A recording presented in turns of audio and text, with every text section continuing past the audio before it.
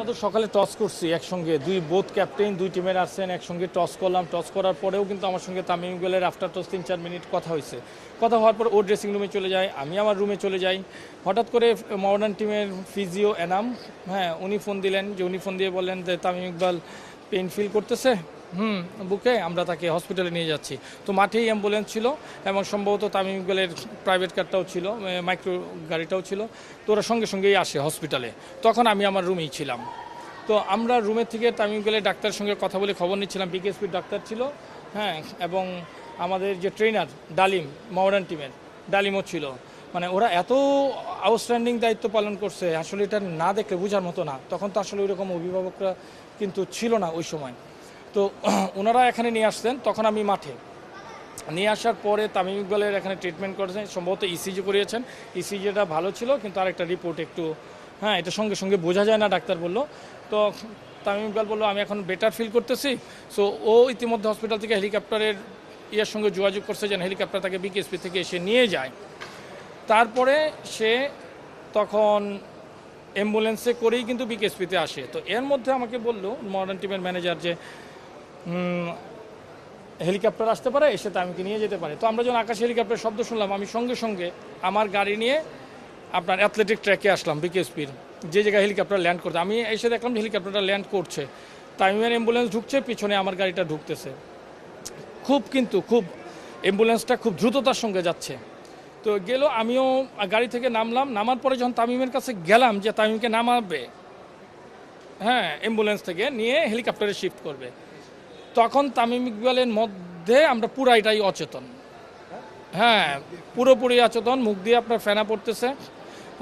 Doctor বলতেছে, doctor যে ছিল বিকেএসপির, উনি বলতেছে পালস পাওয়া যাচ্ছে না, খুবই খারাপ অবস্থা। এর মধ্যে ডালিম পাঞ্চ করতেছে, তাদের যে প্রাথমিক ট্রিটমেন্টটা দেওয়ার, মানে এতই বাজে অবস্থা। তখন আমি সঙ্গে সঙ্গে ডাক্তারকে জিজ্ঞেস করলাম, ডাক্তার সাহেব আমরা কি তাকে হেলিকপ্টারে ঢাকা নিব নাকি আমরা আবার হসপিটালে ব্যাক করব, কোনটা? বলতেছে অবস্থা কিন্তু ভালো নয়, পালস পাচ্ছি না।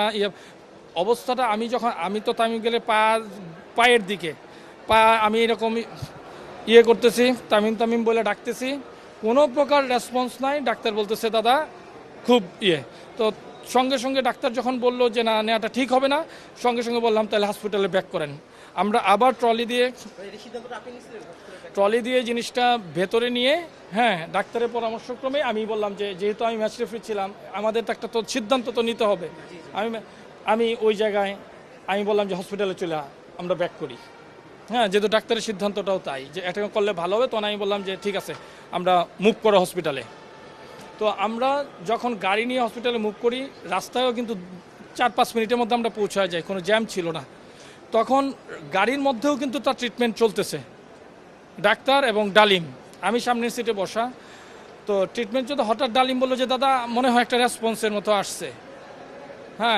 এর মধ্যে আমি ক্রিকেট বোর্ডে যোগাযোগ করি, সিইও সুজন ভাই, ফারুক ভাই, ওনাদের সঙ্গে কথা বলি। কথা বলার পরে আমি বললাম যে আমরা যেন গিয়ে আপনার একটু ফজিলাতুন্নেসে আবার যোগাযোগ করেন, যেন আমরা গিয়েই যেন ট্রিটমেন্টের পর্যাপ্ত ব্যবস্থাটা পাই ইমার্জেন্সিতে। তো আমরা এসেই দেখি ডাক্তাররা নিচে দাঁড়িয়ে আছেন, তাড়াতাড়ি ওকে নেওয়া হলো। নেওয়ার পরেও কিন্তু এখানে খুব খারাপ অবস্থা ছিল। ডাক্তাররা হয়তো তাদের ব্রিফিংয়ে বলছেন, আমি তো সামগ্রিক যেটা দেখছি এটা বলতেছি, টেকনিক্যাল ব্যাপারগুলো ওনারা বলতে পারবেন। খুবই খারাপ অবস্থা ছিল। ওকে এক পর্যায়ে লাইফ সাপোর্ট দেওয়া হয়েছে। লাইফ সাপোর্টে দেওয়ার পর যখন একটু স্টেবল হলো, তাকে ক্যাথল্যাবে নিয়ে যাওয়া হলো। ওই জায়গায় তার এনজিওগ্রাম শেষে, যেহেতু দুইটা আর্টারি একটা ফুললি ব্লক, একটা রিং পরানো হয়েছে। রিং পরানোর পরে তাকে সিসিওতে নিয়ে যাওয়া হলো। তো সবচেয়ে দেখি আমার সাথে এর মধ্যে আমার নাফিজের সঙ্গে কথা হচ্ছে, আকরাম ভাইয়ের সাথে কথা হচ্ছিল, ফারুক ভাইয়ের সাথে কথা বলছে, ওরাও কিন্তু অন দ্য ওয়েতে ছিল।